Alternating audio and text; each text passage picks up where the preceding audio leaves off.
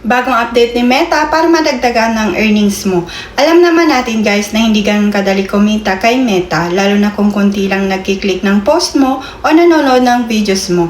Pero ngayon may bagong bonus si Meta na pwede mong itry. Actually last year pa to nag-umpisa nung nasa Pinas ako ay mas malaki ang offer niya that time. Merong $10 at $100 additional earnings akong nakita sa pabonus ni Meta. Kaya lang yung wifi doon sa amin binagyo, nagkaputol-putol yung wire, hindi ako nakapag-comply nun. So back to the bonus tayo. Dito nyo yan makikita. Actually, nagpapansin niya na bonus dyan sa baba ng profile natin. At kapag napansin mo na, mawawala na yan dyan. At dito mo na makikita. Click mo yung dashboard at click monetize. Dyan mo makikita lahat ng pabonus ni Meta. So ito na nakalagay sa pabonus. Earn a $1 bonus by cross-posting or sharing 6 posts to suggested groups. Admins deleting a post will disqualify you from the bonus. Ibig sabihin nito guys, may $1 bonus ka kapag nakapag-cross-post or share ka ng 6 na post sa mga suggested groups ni Meta. Pero take note ha, kapag dinilit ng admin ang post mo, disqualified ka na agad sa bonus. So dapat ma-approve talaga yung post mo sa group. At makikita mo din dito guys yung previews or expired na and active na pabonus ni Meta.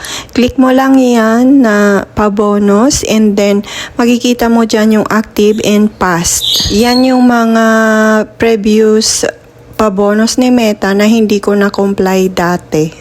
At dito mo din makikita kung ilan na ang counted post mo at kung ilang days pa ang natitira.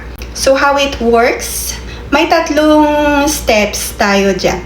Number 1, post guidelines. When you cross-post or share a post to multiple groups, it will only count once toward the bonus. Kahit i-share mo yung isang post sa maraming groups, once lang siya mabibilang sa bonus. So, hindi pwede na isang post lang tapos i-spam mo sa maraming group para maging 6 agad. So, hindi siya ganon. Number 2, admin approval required. Your post must be approved to be eligible. If an admin deletes your post, it won't qualify for the bonus. Importante talaga guys na ma-approve ng admin ang post mo. Kapag hindi na-approve o binura ng admin, hindi siya kasama sa bilang at wala kang bonus doon. So piliin nyo rin yung groups na related sa content nyo. Number 3, bonus timing update. Please allow up to 3 hours for your content to be counted toward the extra bonus. Hindi rin agad-agad nag-a-update guys. Maghintay lang kayo ng hanggang 3 hours bago pumasok yung bilang ng post nyo sa bonus. So ayun guys, para sa mahilig at consistent mag-post, go for it, lalo na kung invited kayo. Sana may napulot kayong info. Don't forget to like and share because sharing is caring. Thank you for watching!